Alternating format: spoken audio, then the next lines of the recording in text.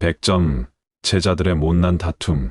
우편과 좌편에 46절에는 제자들 간의 논쟁의 모습이 담겨져 있습니다. 그 영광스러운 예수님의 모습을 본 것을 세제자들은 다른 제자들에게 얘기를 했을 겁니다. 그러니까 제자들은 확신에 찼습니다.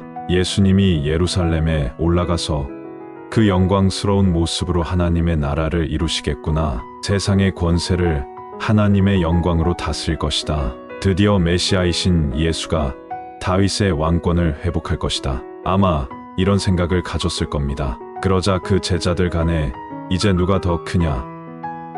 누가 예수님의 우편에 앉고 누가 예수님의 좌편에 앉을 것이냐? 이런 논쟁을 하면서 제자들끼리 큰 말다툼이 일어났다고 했습니다.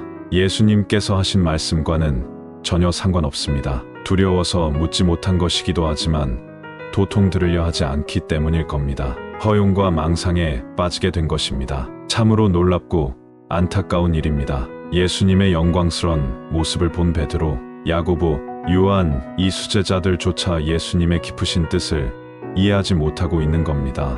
베드로의 고백도 허사였다는 게 이런 의미입니다. 직접 보고도 이해를 못합니다. 인간이 경험할 수 없는 것이니 어쩌면 당연할지 모를 일입니다. 인간의 믿음 없음 그 자체를 체감하게 되는 겁니다. 사실상 우리들도 마찬가지입니다. 주님의 영적으로 만나고 기쁨을 누리며 감격한 것을 경험해도 눈을 돌려보면 여전히 위의 제자들과 별반 다를 게 없는 게 사실이니 말입니다. 그런데 더 중요한 것은 이런 위대한 영광스러운 예수님을 몰라본 것에 끝나지 않는다는 것이 더 크다 하겠습니다. 큰 자가 되지 말고 낮은 자가 되라. 그러자 예수님께서 직격탄을 날리십니다. 너희 중에 가장 작은 자가 큰 사람이 된다. 크고자 하는 사람은 낮아질 것이고 낮아지고자 하는 사람은 높아질 거다. 너희들이 어찌 큰 자가 되려고 하느냐? 자기의 십자가를 지고 나를 낮은 자세로 따르라.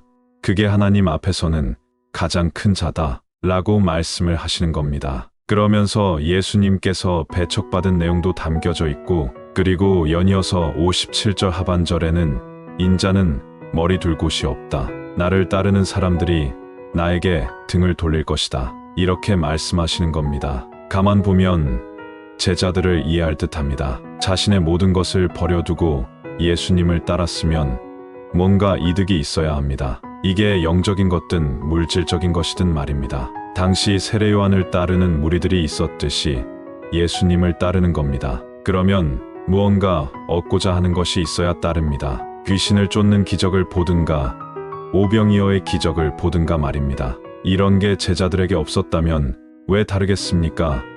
충분히 이해될 일이기도 합니다. 그렇지만 예수님을 따른다는 것은 하나님을 섬기는 것이고 사람들을 섬기는 것입니다. 이런 측면에서 예수님의 사역들을 볼 필요가 있습니다. 섬김을 받기 위함이 아니라 섬기는 것이고 그 섬김의 최종적인 것이 자신의 목숨을 내어주는 것이라는 거 말입니다.